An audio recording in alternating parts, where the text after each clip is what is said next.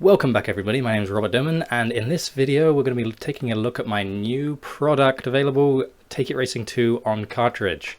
If you haven't played it before, you can check out the demo over at itch.io and you can play the whole first class of races. And you will find it's definitely a different game than you've played before. It's not a classic racing game, I call it a pseudo racing game, which to me means that it's a more of a management style game where you're buying cars and you're competing in races, and the races are more turn-based, so each section you get to make a choice of how you drive, eco, stock, hard, or if for example we go into the pits, and your car stats and the section stats will align and you'll gain a competitive edge against your opponents. If you've never played Take It Racing 2 before, I definitely recommend you play the demo, which is up on itch. You can also download the demo to play on your device. If you have, for example, an Easy Flash Junior or even an Analog Pocket, you can download the demo and you can play it on there before you buy the actual cartridge. You can also buy the ROM on itch.io here, but if you're interested in buying it on cartridge, definitely check out my website here and you can get a physical cartridge of the game. It will come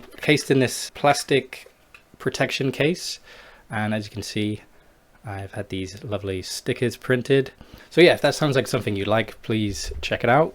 I developed Take It Racing 2 for about 2 years, and it's the biggest game I've ever made, so I thought that this one deserves to go on a cartridge. And if you've seen my previous videos, you know that I have been thinking about making a game on cartridge for a long time, and I've been thinking about maybe going with a publisher, but I wanted to do it myself first to know how difficult it is and to know, how much time it takes.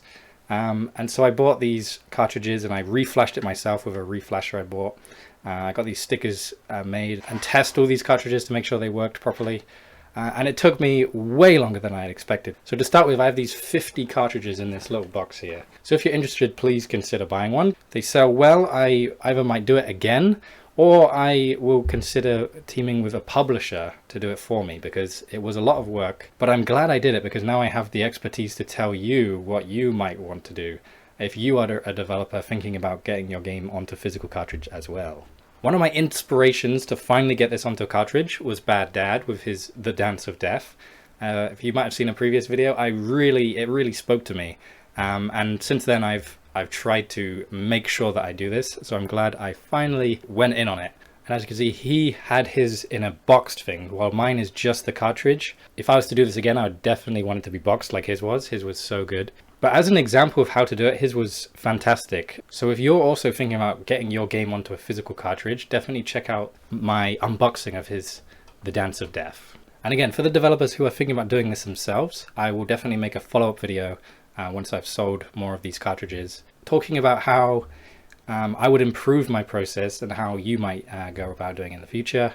And also, if I do decide to go with a publisher down the line, what you should look out for and why. But yeah, getting this all here, making a website and stuff is beyond the normal developer's kind of line of skills. So going with a publisher does seem like the smartest option, and I'm glad I did this way so I can find that out for myself rather than thinking, should I have just done it myself? And another big issue obviously will be the marketing. Luckily I have my YouTube channel here where I can talk to you guys, and obviously I always go back to trying to talk to you as if you are developers as well, but trying to sell stuff like this is also a good use of my platform. However, it doesn't come extremely naturally to me to sell it, so discussing critiquing as well, I think it would be useful to talk about Gumpy Function's article here, or his letter to the GB community, because it talks about some stuff that maybe we should be considering as a community that maybe you haven't seen yet. I definitely recommend you go and read it yourself, but I can obviously discuss with you some major points that I took from it here. The first being that for example, GB Studio Central is a great place for spotlighting games, like small interesting new homebrew games, but it's not a place to critique stuff. And Tom, aka Gumpy Function, suggests that it might be more healthy for the community to grow if there is somebody critiquing stuff, right? And I do agree with him in the sense that I don't want people blindly buying my games. I have deliberately made it so there is a place to play a demo that has a big chunk of the game that's playable. They can even download that demo and play it on their device if they can, before purchasing the full game. And that is a healthy way to do business But obviously, he's suggesting that it's more than just that. It also should be critiques, right? He is suggesting that this micro industry could risk seeing its expansion slow or even collapse. He says he's being he's exaggerating, but he is trying to give examples as to why that would be possible, right? And the reason why he's saying that is because if nobody is critiquing stuff, they're just showing and saying this exists and like highlighting things, nobody really knows whether or not they should buy it. Demos and stuff help, but not every game is going to be able to have a demo that accurately portrays the entire game. And with products like this, with games, the end of the game could be as buggy as hell, and it's just the beginning that works, which obviously is famous in large games, you know, anyway, where like the end game just doesn't live up to the fun beginning that, you know, set up the game so well. So I definitely understand his points where he's suggesting that without a critique of somebody playing the game and giving their opinions on it, people could be wary of what they're buying. And he's outlined here, where do we go from here? And he says that no one is prepared to criticize developers because they fear hurting their feelings, especially if somebody's new to game dev. Knowing that I could be impacting them negatively as well doesn't feel good. However, if there is a game that in somebody's opinion is bad and nobody's saying anything about it in fear of being looked down upon for saying it or for fear of hurting them, then it's not going to be good for the market. It's not going to be good for the consumers, the buyers, the players, because they're going to be wary about what they buy, because anything is either it exists or it's great, right? People are only really positive or they're just saying it exists. It becomes a bit of a weird thing, which is obviously where he's saying that it could risk becoming stagnant because people just can't trust products and they're not willing to spend money because they don't know that what they're buying is good. And obviously the alternative would be, imagine 5 different Game Boy review channels that each have slightly differing opinions, you know, some really like racing games, some really like puzzle games, and you will connect with certain ones that you like the most, and you'll trust the one you normally trust, right, to give you a legitimate opinion, and you trust that they're not being paid to say that it's good. You wouldn't have to do so much digging to find any information, positive or negative. You would have places that are trusted that you can go to, right? And I do think that would be good for the community. And finally, he's summed up all the points at the very bottom of this article that you can easily read if you don't have the time to read the entire thing. But he gives some very useful points.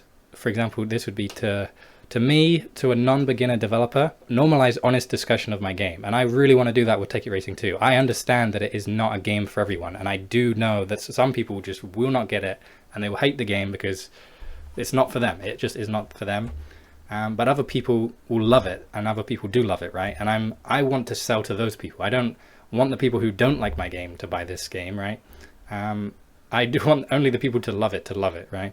And the last point on this one is don't rush to a predetermined release date. And if I was to have done that with Take It Racing 2, it would have been the worst game I've ever released. It would have been unplayable and just a mess. And if I tried to have used a publisher or myself to sell it, you know, it would have been totally the wrong thing to do. I'm so glad I waited, you know, and kept reimagining the game in order to make the game as good as it could have been. And also, I think another thing of here is the summary point his point should have been that not all games should be commercially released. A lot of my games are just demos and they're almost unfinished, right? They're basically just a couple, they're completely playable on the itch page, and then if you want to pay me to download the ROM, then that's your choice. And I feel like that's a fine way of doing business. It doesn't have to be, everything has to be physical released, you know, sold at a huge price, you know, with limited edition things, with, you know, minifigures or whatever, you know, with it. It doesn't have to be like that. It can be, things can be small, right? So I think that would also be another thing, because that builds trust. Like, knowing your game isn't ready to be released on a large scale is probably a healthy way of balancing, you know, your output and making sure your output is the highest quality, while still also providing people with stuff to play and the opportunity to see what you've been working on, rather than just hiding everything and only releasing the top stuff. Obviously, The idea of this, I feel like, would be to improve the quality of all games in the community. But what I feel like from the GB Studio community is that we have brand new beginners coming in, and if they're only seeing everybody else's, who's been working with GB Studio for a few years, they're seeing everybody else's massive, fully fledged, polished games that are just on physical, then it's going to be a bit overwhelming for them to compare themselves. I do like the fact that me personally have games that are unfinished, Game Jam games, all available to play, to kind of ease them into to know what the community is all about, right? And finally, I am thinking about becoming one of these people who does review games, but the problem for me is that it just feels like a negative thing to be negative. So I'll have to get over that in a way, because I do feel like I am in a position that I could be helping this situation. Though I have done it in the past before, where I have played a game and I've given it a critique, and the developer has said thank you, and they've gone away and they've actually incorporated something I've suggested. For example, there's a game called G0, I think, like an F-Zero clone kind of game, made with GB Studio. But I suggested that maybe, the player should be able to choose between different cars that have slightly different stats. And lo and behold, in a few months later, they had actually added 2 more cars that had slightly different stats, which was fantastic. I had no idea that was going to happen. I was just trying to suggest something that I, as a player, felt like it needed to happen.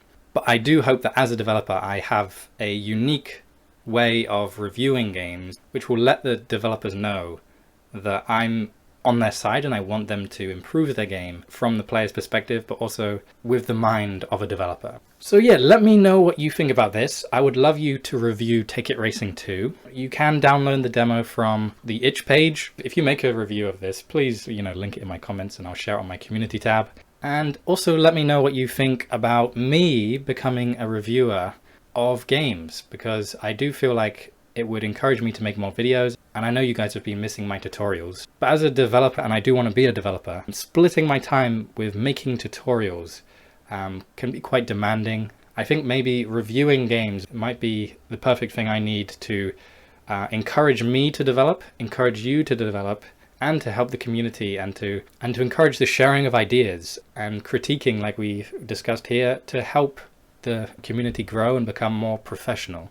So I'll leave it there, and I'll be very interested to hear what you guys think in the comments below. If you are in the market to buy a brand new cartridge of Take It Racing 2, go to robertdoman.co.uk and consider picking one up, but play the demo if you haven't already. And I'll put my patrons up on screen right now. Thank you so much, you guys. You guys are the absolute best. Remember to like the video if you liked the video, subscribe if you haven't already. Yeah, let me know what you think about Take It Racing 2. I know it's been a while since I released it officially, but I'm so glad I have it on cartridge now. So yeah, tell me in the comments below what you thought of Gumpy Function's letter to the GB community. If you've read it, what do you think about it? Do you agree with him? Do you agree with me? Do you think that I should be a reviewer? Do you think that GB community has a possibility to slow down or even collapse because of the fact that there aren't enough reviewers negatively and positively reviewing games? And also let me know if you are thinking about becoming a reviewer. If you do end up making a channel and you make some videos on different games, please link it below. We will check it out. And thank you again for watching, and I'll see you in the next video. Bye-bye.